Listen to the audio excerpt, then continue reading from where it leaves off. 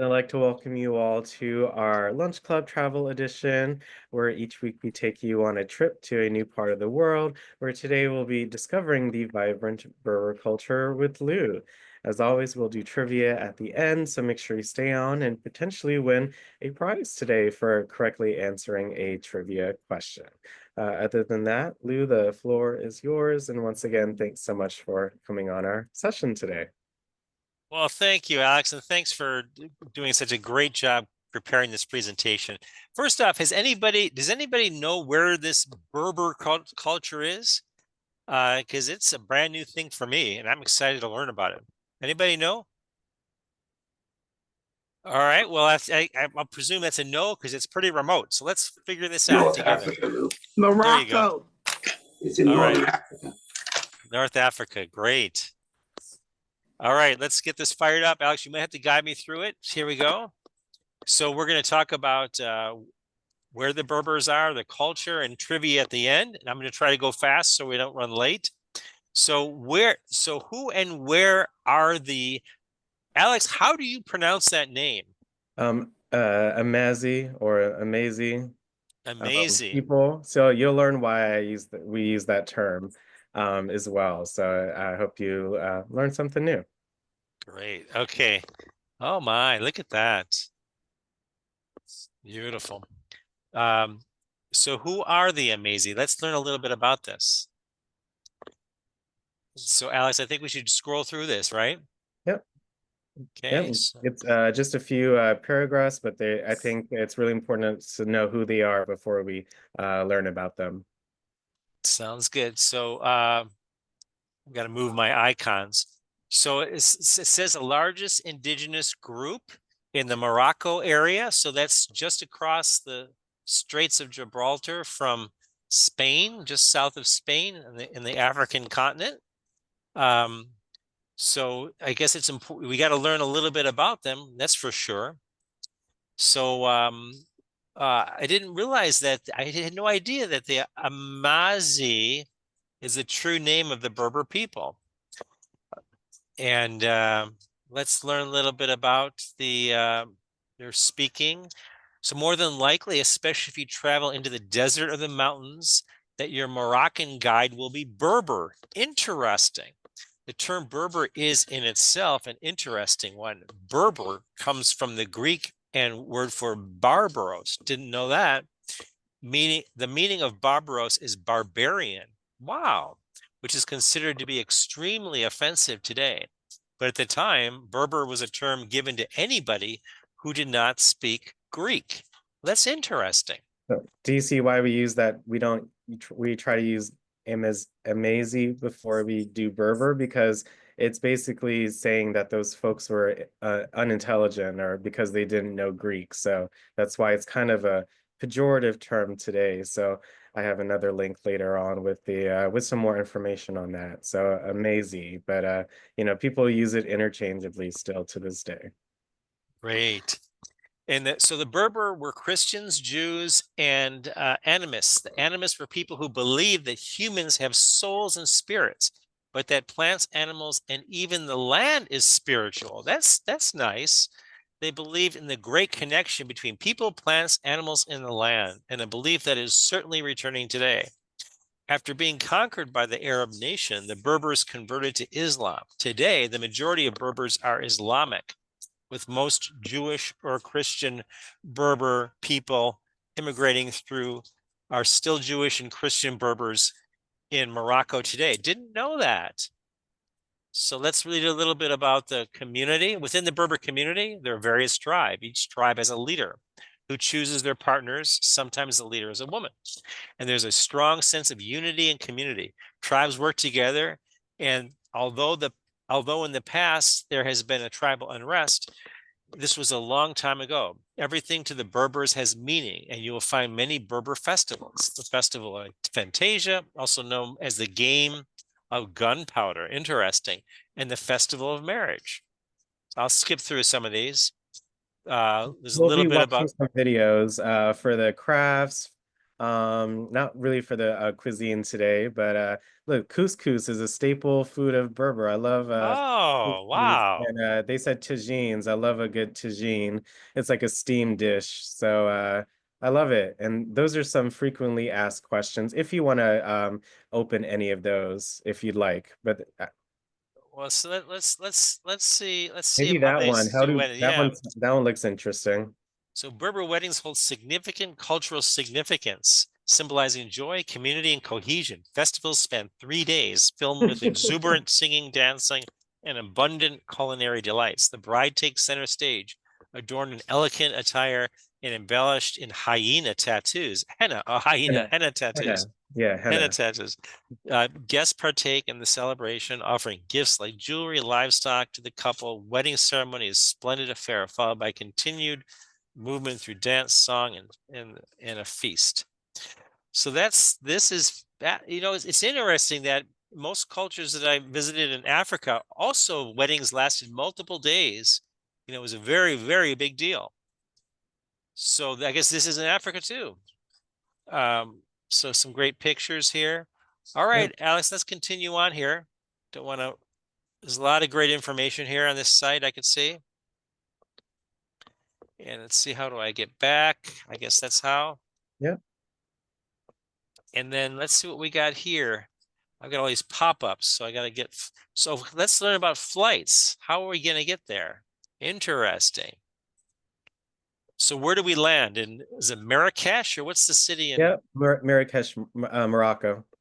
So, well, it's not too expensive. No, no, but it does depend on the day. I just happen to pick this day because they were cheaper, but they can go into the like 1500s, 2000s. It just depends on what day. But look at the most cheapest one, 647 round trip. That's pretty good. Yeah, that's not bad at all. So try going into that arrow and then seeing how we would get there. So our favorite Dulles airport, landing in Istanbul. So we're going to way overfly it. And then we're going to come back from Istanbul.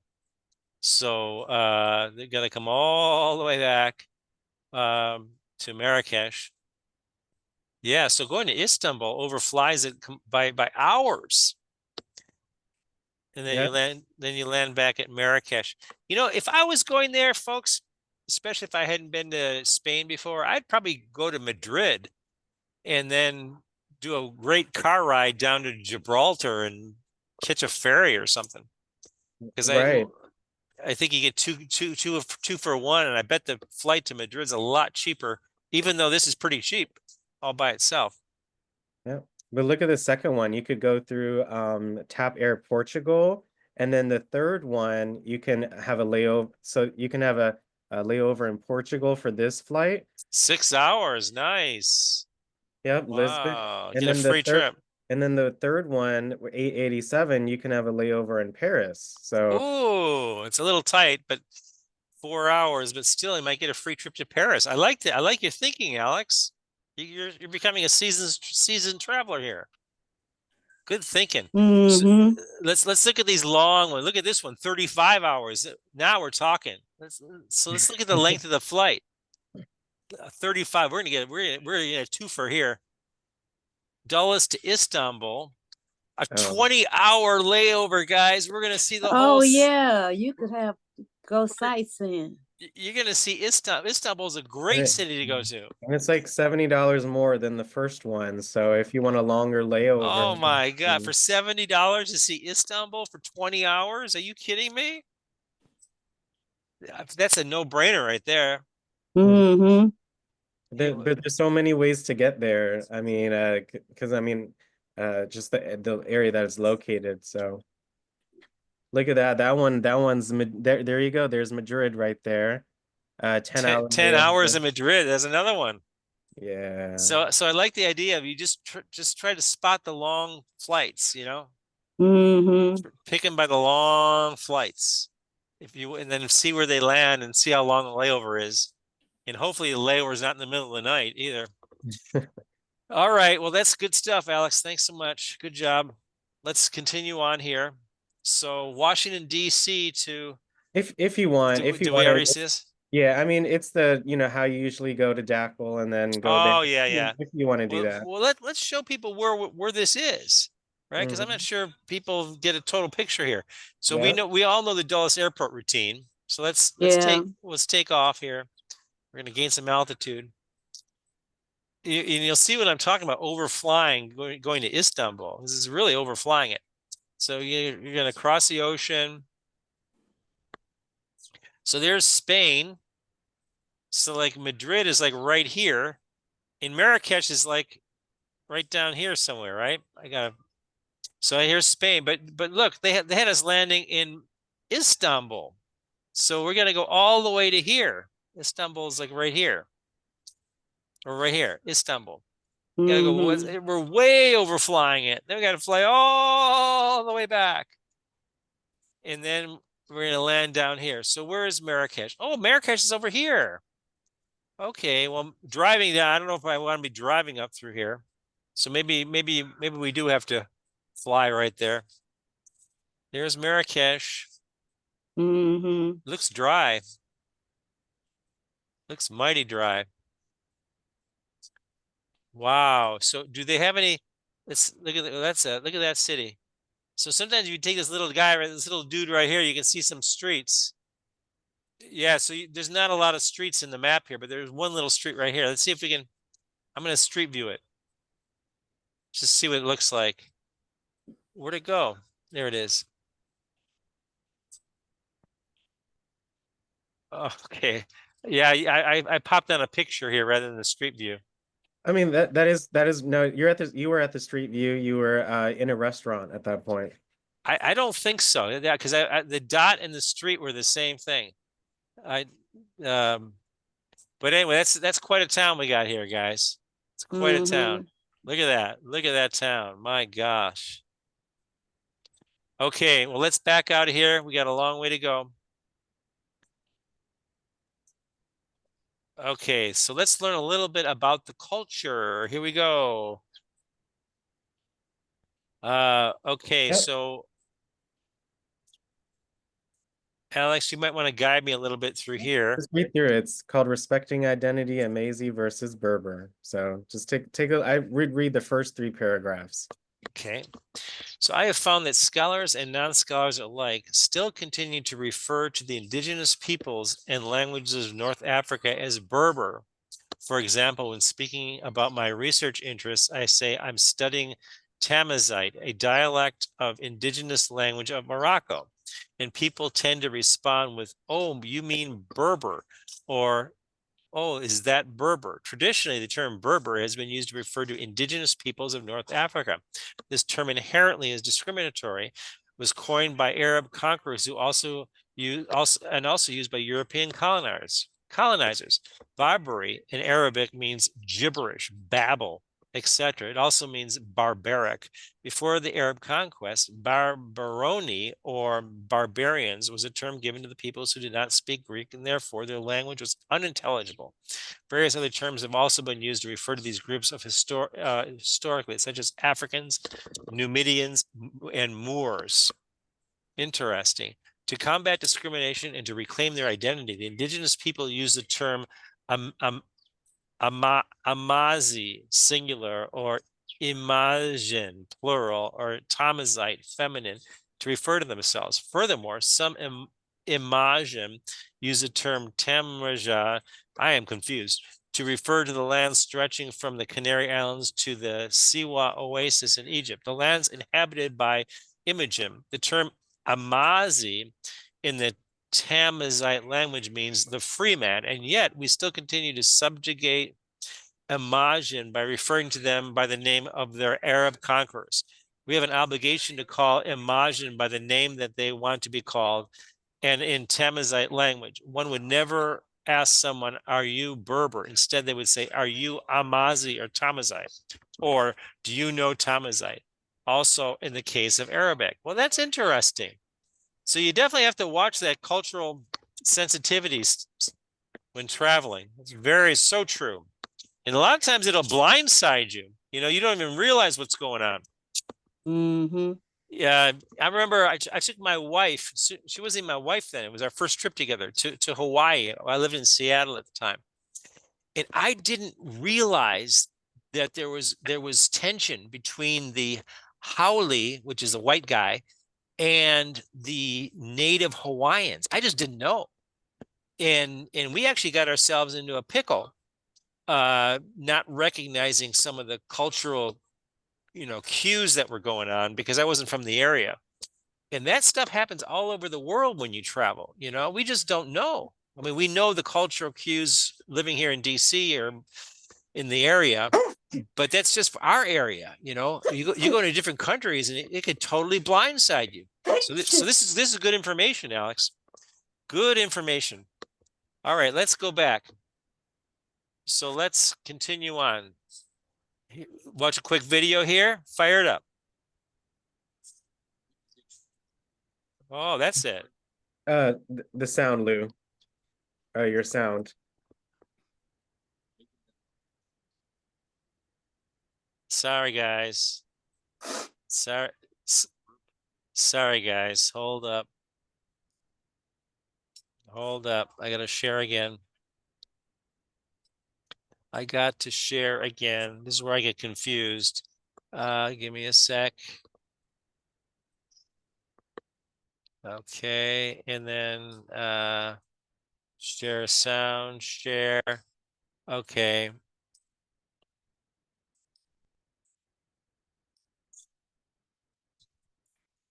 Great. Okay, I think this is the video we were watching. Folks, can you all see it? Yeah, you're good.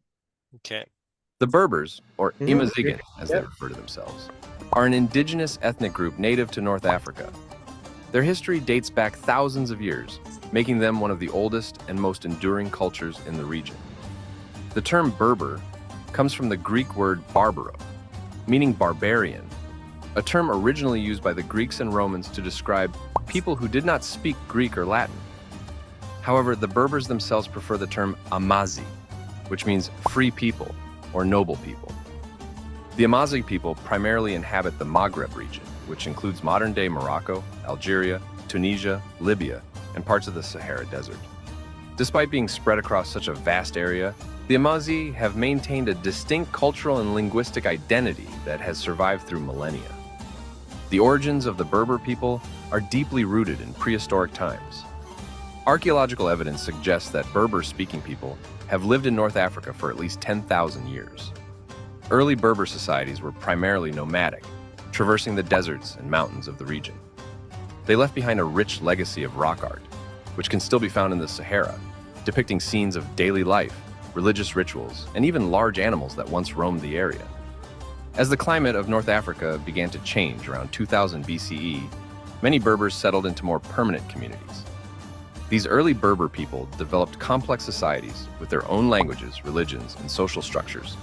They were skilled in agriculture, animal husbandry, and metalworking, and they established trade routes that connected the interior of Africa with the Mediterranean coast. The Berber people have had a long and complex relationship with the major civilizations that emerged in and around North Africa. They interacted with the ancient Egyptians, Phoenicians, Carthaginians, Romans, and later the Arabs. Each of these civilizations influenced the Amazigh, but the Berbers also maintained their distinct identity, often resisting assimilation. During the height of the Carthaginian Empire, many Berbers allied with Carthage, and some even became famous figures in history, like the great general Hannibal, who led an army, including war elephants, across the Alps to fight the Romans.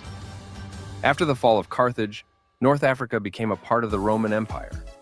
The Berbers, known as Mori by the Romans, were incorporated into the empire as soldiers, farmers, and traders. They played a crucial role in the Roman economy and military, but there were also frequent rebellions as they sought to maintain their autonomy. By the way, the term Mauri has its roots in the Latin word Maurus, which was derived from the Greek Mauros. The meaning of Mauros originally meant dark or swarthy, and was used to describe the people from the western parts of the Mediterranean. The Romans also used Mauri to denote the inhabitants of the region called Mauritania, which was located in the western part of North Africa. One of the most significant Berber revolts was led by Takfarinas, a former Roman soldier turned Berber resistance leader. who waged a decade-long guerrilla war against the Romans in the early 1st century. Though eventually defeated, his legacy is remembered as a symbol of Amazigh resistance and desire for freedom. In the 7th century, North Africa experienced one of its most transformative periods with the arrival of Arab armies and the spread of Islam. The Arab conquest introduced a new religion, language, and culture to the region, which would profoundly shape the future of the Berber people. Many Berbers embraced Islam, but they did so in their own way. The spread of Islam among the Berber was not just a simple case of conversion, it was a complex process of cultural blending. The Berbers played a significant role in the Islamic expansion into Spain and the establishment of powerful dynasties such as the Almoravids and Almohads, who were Berber-led. The Almoravids and Almohads were Berber dynasties that ruled over vast territories in North Africa and Spain during the Middle Ages. These dynasties were instrumental in spreading Islam and fostering a rich cultural and intellectual environment in the region. The Almohads, in particular, are known for their contributions to philosophy, science, and architecture, with landmarks like the Alhambra in Granada serving as a testament to their legacy, although it was later remodeled and extended by the Emirate of Granada. The modern era brought new challenges and changes for the Berber people. During the 19th and 20th centuries, North Africa was colonized by European powers, particularly France and Spain. The Berber, like other North Africans, resisted colonial rule, and they played an active role in the struggles for independence. After gaining independence, many North African countries pursued policies of Arabization, which sought to promote Arab culture and language at the expense of Berber identity. This led to tensions and a cultural revival movement among the Berber, who began to demand recognition of their language, culture, and rights. In recent decades, there has been significant progress in the recognition of Berber rights. Morocco, Algeria, and Libya have all taken steps to acknowledge the Berber language as an official language. And there has been a resurgence of Berber culture with festivals, music, and art celebrating their rich heritage. One of the most remarkable aspects of the Berber people is their diversity. Despite sharing a common identity, the Berber are not a monolithic group. They are divided into various tribes and groups, each with its own distinct dialect, customs, and traditions. Some of the most well-known Berber groups include the Tuareg, located mostly in the Sahara Desert, Kabyle, northern Algeria, Rifians, northern Morocco, Khlu, Atlas Mountains, and Chaouи from the Ares Mountains in eastern Algeria. The Tuareg, often referred to as the Blue People because of their indigo-dyed clothing, are a nomadic Berber group that inhabits the Sahara Desert. They are known for their unique culture, including their own script, Taifinig, and their traditional lifestyle, which revolves around camel herding and trade. On the other hand, the Rifian resistance is a defining chapter in the history of the Rifians. In the 1920s, under the leadership of Abd el-Krim el-Khattabi, the Rifians launched a major revolt against Spanish colonial forces. El-Khattabi was a charismatic leader who sought to unify the Rifian tribes and establish an independent Rif republic. However, despite their initial successes, the Rifian resistance eventually faced overwhelming military pressure. The Spanish, with significant reinforcements and support from France, were able to suppress the rebellion. Abd el-Krim was eventually captured and exiled, but his legacy endures as a symbol of resistance and nationalism. The Kabyle people, who live in the mountainous regions of northern Algeria, are another prominent Amazigh group. They have a strong tradition of resistance and have preserved their language and culture despite centuries of foreign rule. The Khlu people, found in southern Morocco, are known for their vibrant music, dance, and festivals, which are central to their cultural identity. Today, the Berber language and culture are experiencing a renaissance. In Morocco, Tamazight, one of the various Berber languages, was recognized as an official language in 2011, and efforts have been made to include it in the education system. In Algeria, the Berber Spring of 1980 marked a turning point in the fight for Berber cultural and linguistic rights. Thank you for joining us on this journey through the history of the Berber people. If you enjoyed this video, don't forget to like, share, and subscribe for more in-depth. Well, that was a great video, folks. I do apologize. I didn't get a chance to watch it. When you hold a meeting from Panera, sometimes your good buddies come by, and one of my good buddies came by. There's Petey over there. Petey, say hi to the group. That's Petey. And can I share with them what you're going through? I just found out that Petey recently got out of open heart surgery. He had 4 blockages, and he's very blessed to be in the condition that he's in. So great to see you here, Petey. All right, folks. Well, any comments on the video that we just saw? Or can you hear me? Yeah, Lou, we can hear you. Any comments on the video, you all? Mm. Well, this is Yvonne. I had no idea that there were so many different tribal people among the Berbers. They have so many different Explorations of history and culture. Different cultures. I don't think Lou can hear me. No, I hear you. I hear you. We can hear you. Everyone can hear. Yeah, they mentioned the different ones in Morocco, the different ones in Algeria, and the different ones in Libya. Yeah, so many different groups of people and cultures. Mm-hmm. Great. Any other comments? Thanks for that comment. Very good. All right. Well, I'm going to keep going. Okay. Not the next. Don't play the next one. Play the one after that, Lou. Play this one or the one after? The next one. The next one. Yeah, okay. The next one. There you go. Perfect. Okay, here we go, folks.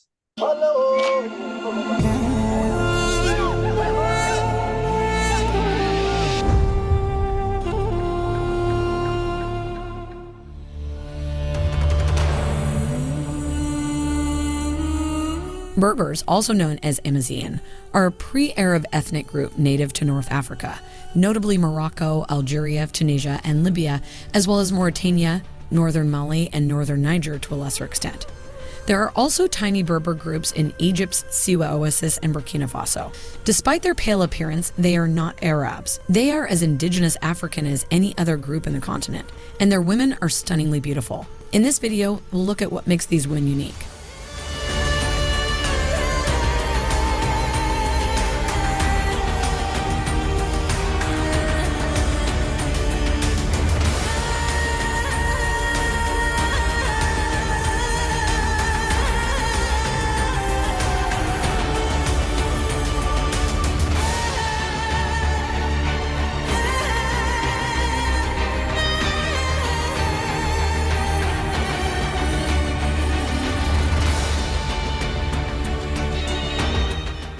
One, they are stunning. You will surely be taken aback by her natural beauty, which is accentuated by her unique traditional attire and jewelry. Amazigh women's traditional beauty is influenced by the country's native culture. The vivid headdresses, scarves, intricate jewelry, tattoos, and dresses differ widely from place to place, despite their foundation in Amazigh rituals and conceptions of beauty.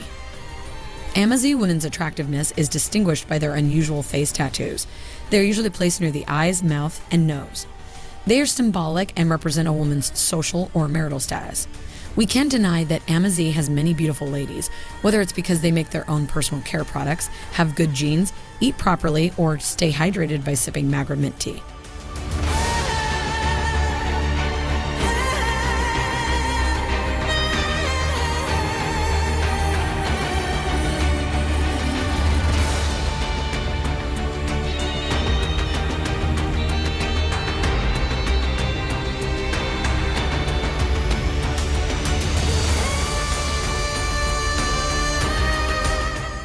Two, they are cultured.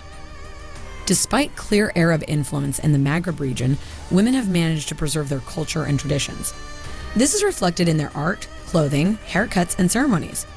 Moroccan women's efforts to the preservation of Amazigh language and culture have only recently received full acknowledgement.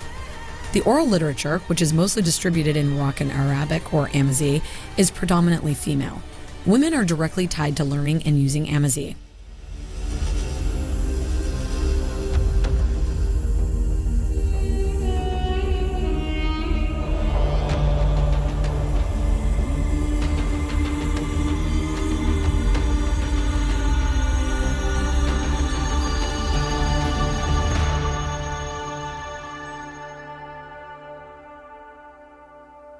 3. They are prominent. Women have an important role in Berber culture. For example, the legend of Kahina, a female warrior from pre-Islamic times, is still very much alive in Berber culture and is utilized as a representation of the Berber language and culture by young people today. In the 7th century CE, Kahina is remembered for her bravery and prophetic leadership in defending her people from Arab invaders. A woman defied the male-dominated military monopoly to become a legend and Morocco's only uncrowned she-king in history. During her lifetime, Arab generals led armies into North Africa in an attempt to conquer the continent and propagate Islam among its people. Kahina led a valiant resistance against the intruders.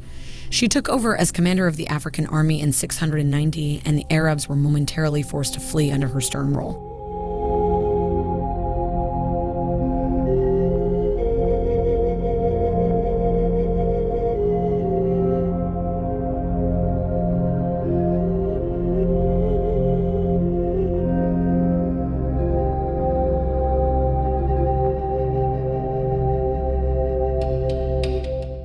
Four, artistic.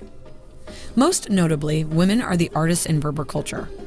Berber women create art through carpet weaving, textile design, body art, and hand, foot, and face adornment. Female practices have been practiced for centuries. Visual expression was unquestionably superior to textual records in every manner. Berber women's artistic expressions are rich in meaning and shape, telling captivating stories.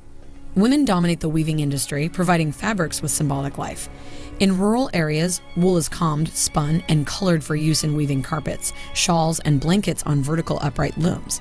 Weaving is regarded sacred because wool is claimed to contain a considerable deal of baraka, blessing, some of which is thought to be transferred to the weavers. Berber women who work with wool are held in high regard, and it is believed that a lady who weaves 40 carpets in her lifetime will be guaranteed to enter heaven when she dies.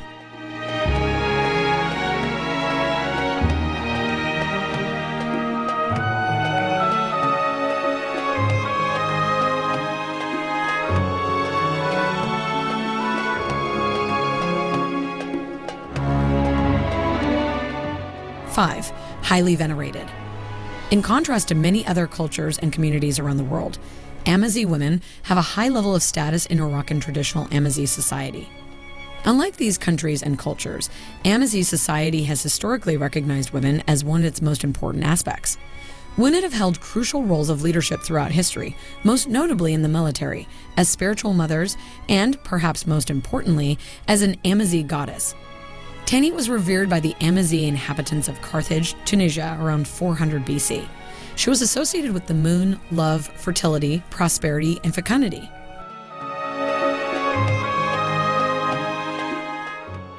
Our mission to highlight the beauty of African women continues. Please consider subscribing to our Fortistif Films to get notified anytime we upload videos of this nature. To ensure that this video reaches a larger audience, please click the share button.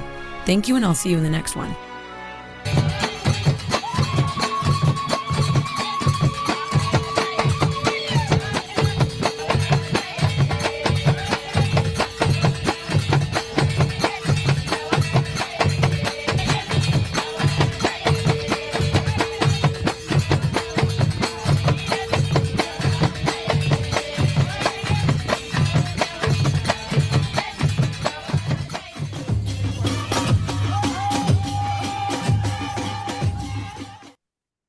Well, that was great, folks. And those Berber women certainly are amazing. Any thoughts about our video? I thought that it was, I'm sorry, go ahead, Geraldine.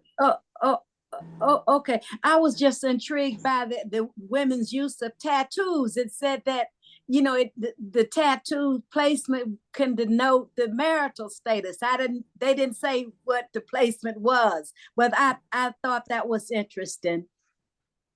Yeah, you're right. I think that's true. Yeah.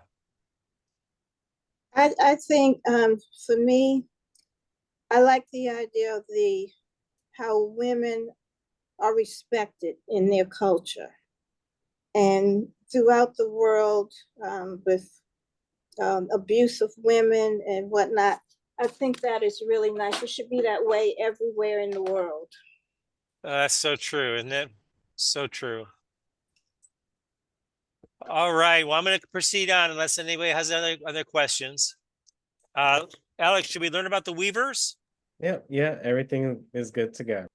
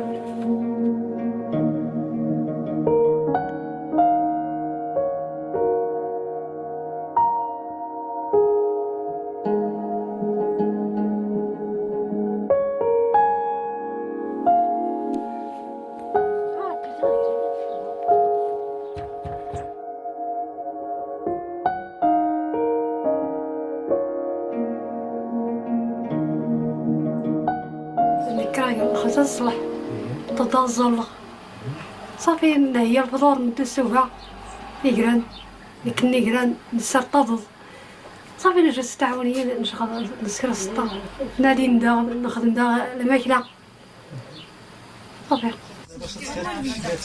شكون قالت لك من اين تسقسان؟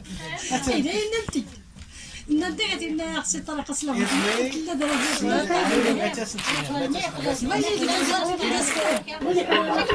ولكن سلمتو في مي تكوني تسلم تنادير تدير راجل رمضان هذا خلي صار البلاد بينا صار قبل ديال رمضان خدمة ديال تروبيت ديال الناس وين تستافد خلينا صرف ساقول نقدم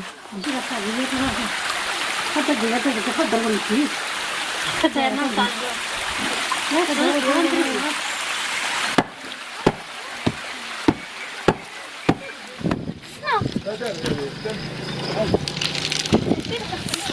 ولكن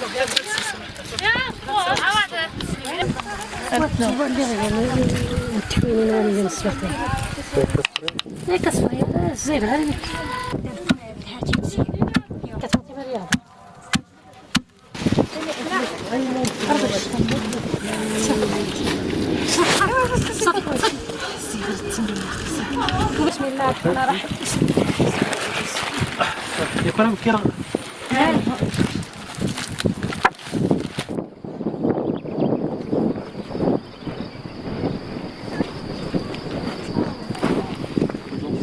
غادي نتعاوني اللي تخدم لي جوكان تينا تخدم لي جوكان ماشي وانت ما انت تجلس تعاوني لي تخيل اني اللي ما درت اني زعما انا ناي ماليت زنت الشجار زنت الأجمال التاريخية زنت المآثر التاريخية نغتير الحاجة المهم زنت النباتات اللي تمازيرت ورلي تمازير الله يغفر الحاجة تترسم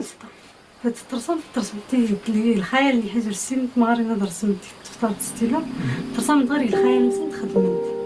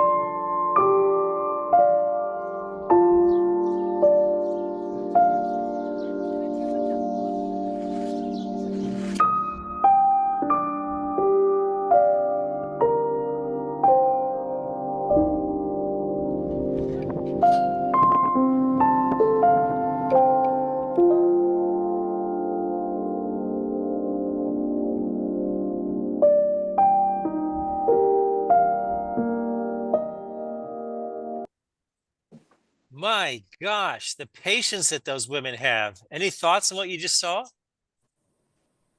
Yeah, those rugs are beautiful and no pattern to follow. So they're using their imagination to to make the rugs. I mean, the placement of all the different little things, it's beautiful. And that Yes. last video, it said that if they weave 40 rugs, they'll have a place in heaven.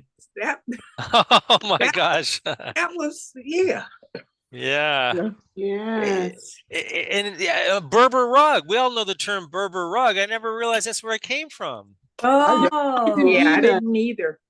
And think of how they use the plants to make dye. Yes. Right. Oh yeah. The Oh my dye. gosh. Amazing. Oh my gosh. That was Yes. incredible. All right, folks. So let's move on to the next one. Okay, now I'm not sure what this is, Alex. You might have to help me with this one. Yep, look at tap on the it's so their belief. It's called Baraka. So you can Tap on it. Mm-hmm. And just quickly kind of go through the a little bit about, they talked about the belief with like the animals and things of that nature. So it's a little bit related to that. So I would just read a couple of sections, and then there's one more video. So we have enough time for trivia. So just take a look as much as you like. Okay, so Morocco and other Islamic countries, the concept of baraka is the purity and virtue of a saint and also the source of power of a saint. Baraka is not only an attribute of a saint, it is also a magical potency which attaches to revered objects. These objects are believed to offer protection to the wearer. Morocco has many saints, both male and female. The belief in saints and the power of Baraka predates Islam in Morocco. Interesting. Baraka is a perceived power to protect, preserve, and encourage positive life outcomes. The adversaries of this positivity are the Djinn. These bad spirits are in the underworld and are believed to bring problems and dangers of a supernatural kind. There are many traditional practices related to adornment which are undertaken to invite baraka. That's interesting. So we talk about large fires in open spaces. Smoke is used. I'll jump on. Smoke is also Look at used. the one for the textiles and symbols. Look at that paragraph. We just watched the weavers, right? So it says while Okay. weaving textiles. While weaving textiles, the symbols incorporated into the designs and the wool itself is believed to possess baraka. Oh, interesting. By creating, wearing, and handling these textiles, a woman accrues a personal level of baraka. Oh, 40 rugs, you get to heaven. Now that makes sense. It is said that Dra Valley, that a woman who weaves 40 carpets in her lifetime has reached the high state of purity and is protected. Old woolen pieces are highly regarded and never thrown away. The wool holds baraka and therefore should be unraveled and reused. Fascinating. Wow. Young boys are considered to be very vulnerable to Djinn during circumcision and would be dressed in clothing of green and white. And these colors are associated with baraka. Coins and bags of salt and harmel would be tied to the ankles of these boys. Henna would be applied to their hands and feet, and saffron to the top of their heads. Folks, I got to change locations. I'm running out of batteries. Just give me a moment. Any thoughts about what we just saw, folks? Any thoughts? Amazing 40 carpets, right? 40 carpets. And you get to heaven. Yeah. You get to heaven. Get to heaven. The video from before, the woman mentioned they don't draw with pen and paper, they weave. So, how they made those designs, it comes from the heart. Yeah. Well, they have to be very skilled to place them, on the carpet. I mean, I'd use a pattern when I sew, so I couldn't do it. Me too, Brenda. that would be this is amazing. It kind of takes you into just another world, just looking at these different cultures and peoples, and just seeing the way they do things is so interesting. And that's what we can bring those concepts in our own lives and share them with others. So I think it's been really interesting so far. And you don't have one of those carpets. They're beautiful. Very beautiful. All right, folks, let me see if I can continue on. We don't want to be too late for the trivia, of course. And this is our next up is our last video. So Ooh, I like these houses. This is my topic right here.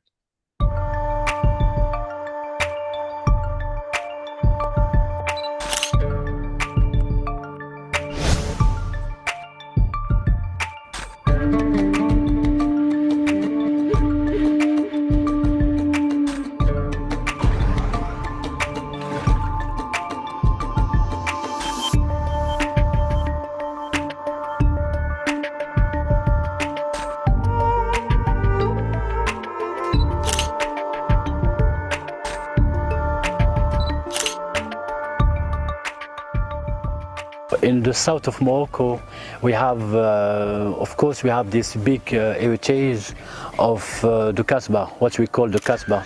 The Kasbah is like the big castle, and the people at that time in the history, they live together. All the families live together in order, with the idea that they defend themselves.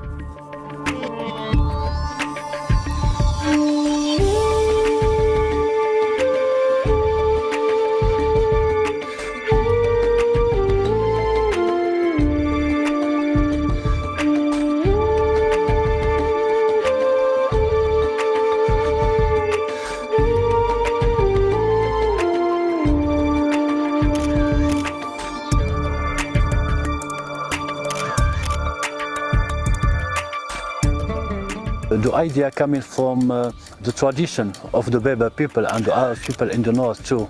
So we found small windows because like that a woman can look outside of the house, and when you are outside of the house you cannot notice that the women are looking at you. That's the reason. Oh, okay.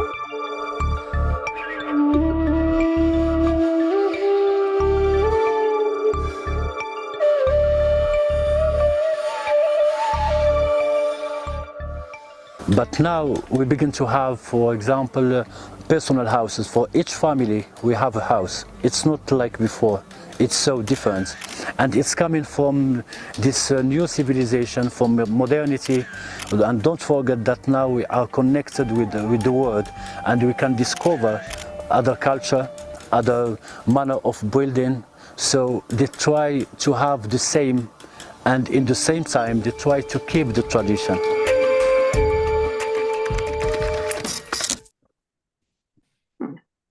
Interesting. All right, folks, any thoughts on that? It's interesting about the small windows and the women, right? Right. Yeah. I thought it was interesting at one time families lived together. I would have a hard time with that because I like my privacy, but Yeah. it's beginning to have individual family homes. I thought that was interesting. Mm-hmm. Yeah. Yeah, a lot of cultures around the world live like that, though.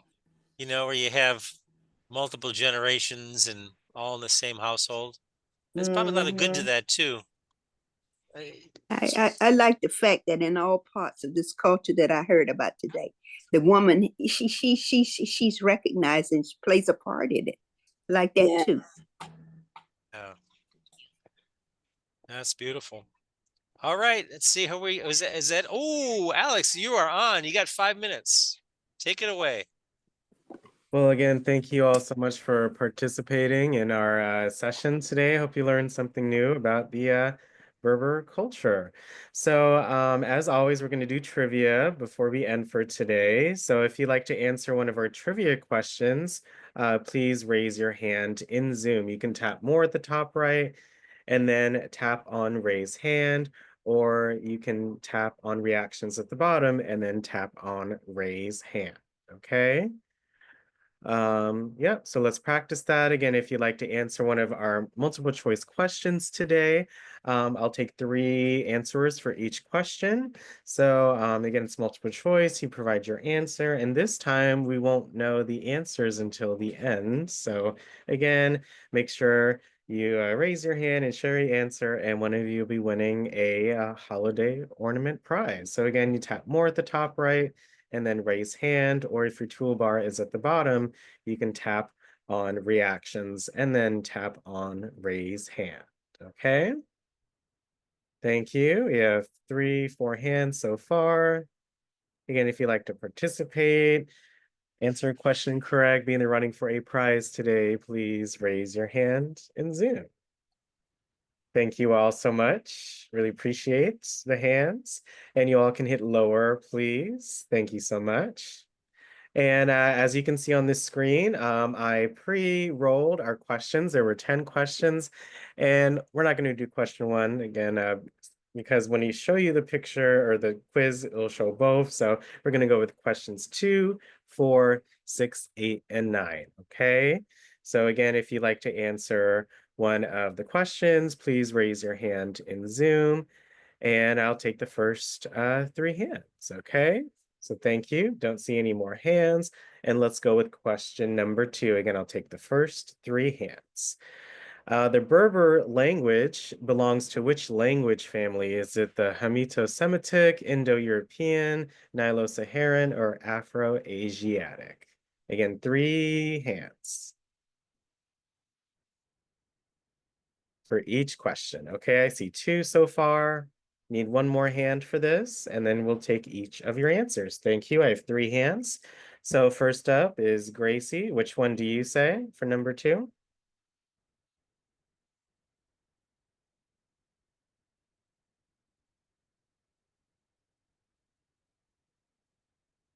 Yeah. Again, Gracie for number 2. Nilo-Saharan. Okay, awesome. Hopefully that's correct. Ms. Doris, what do you say? What is your answer? I would say the last one. Okay, no problem. And then Mr. Harold, what do you say? I'm gonna try Hamato-Semitic.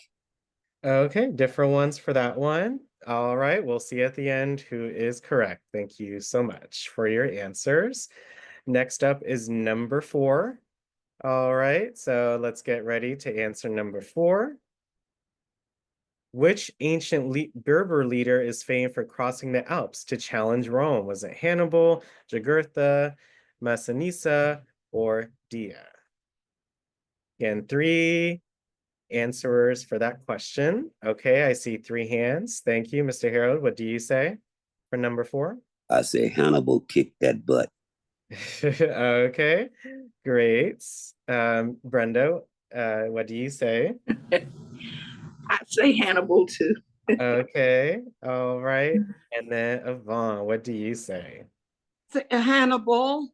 Okay, all right. So thank you for that. Doing great. Appreciate it. So that's 2 questions so far, 3 more to go. We'll see at the end. But I'm going to just pick let's see, the first one for this one, see number 2. Okay, number 4, let's go with Hannibal. That was the majority. Okay, number 6. What crop is associated with ancient Berber agriculture? Was it barley, rice, maize, or wheat? Again, 3 hands. You got to be fast with the hands, you all, you know? So make sure you raise your hand in time so you could, again, potentially answer, win a prize. 2 hands so far. We need 1 more hand. 1 more hand for this question. All right, I see 3 hands. Thank you, Mr. Harold. What do you say for number 6? I'm gonna try wheat. Okay, all right. Let's see. Next up is Miss Brenda Thompson. Wheat. Okay. All right, and our last one is Miss Doris. What do you say for that one? Wheat. Okay. All right. So that one's 3 for 3 for that one. So let's see if that's right at the end. Thank you. 2 more questions, you all. We have 8 and 9. So 8. What kind of traditional Berber music instrument is characterized by its single string? Is it the gumbri, the lute, the flute, or the drum? Any takers? What kind of traditional Berber music instrument is characterized by its single string?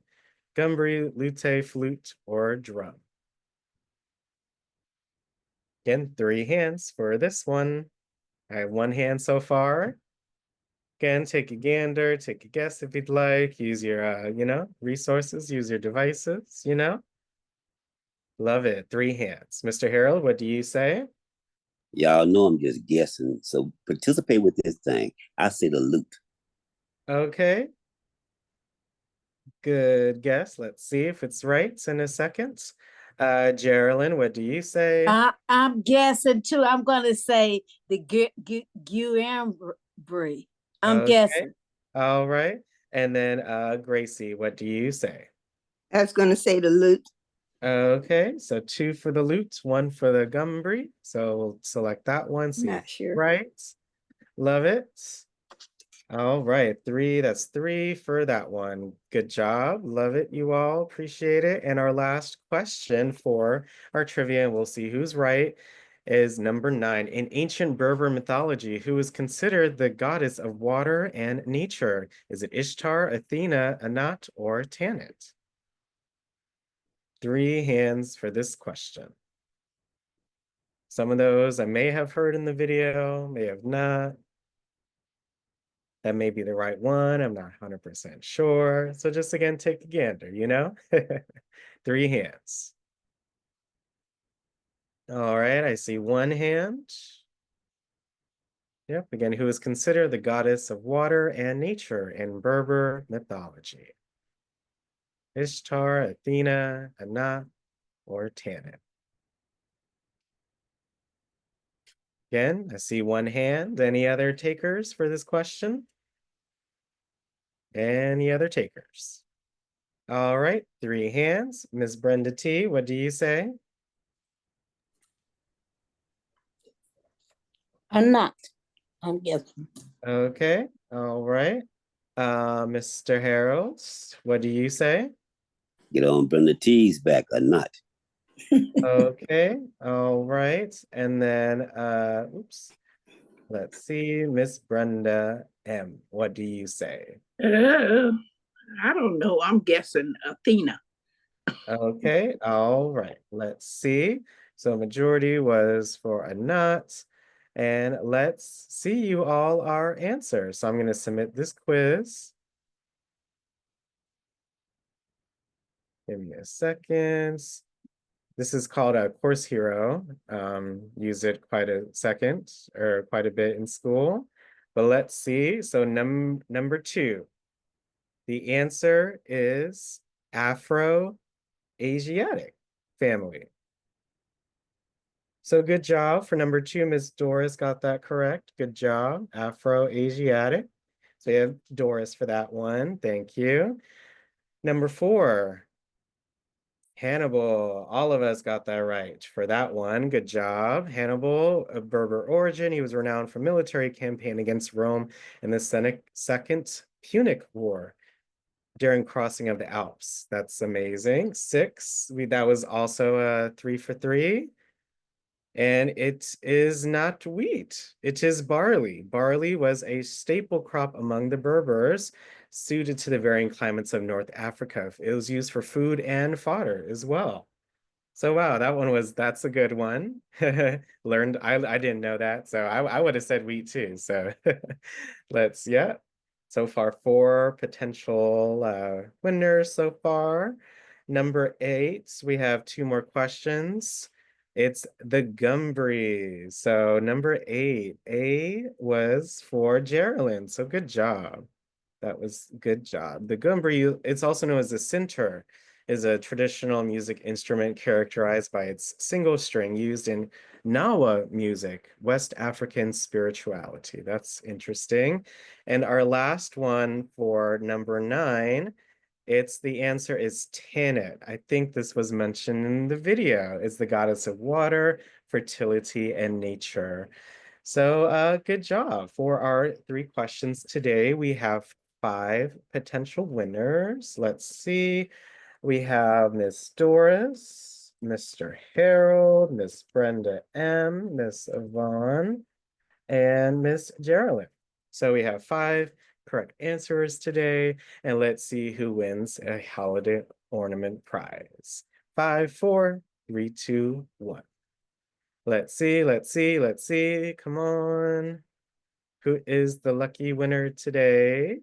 And it looks to be Yvonne. Good job. Thank you so much for coming on our session today.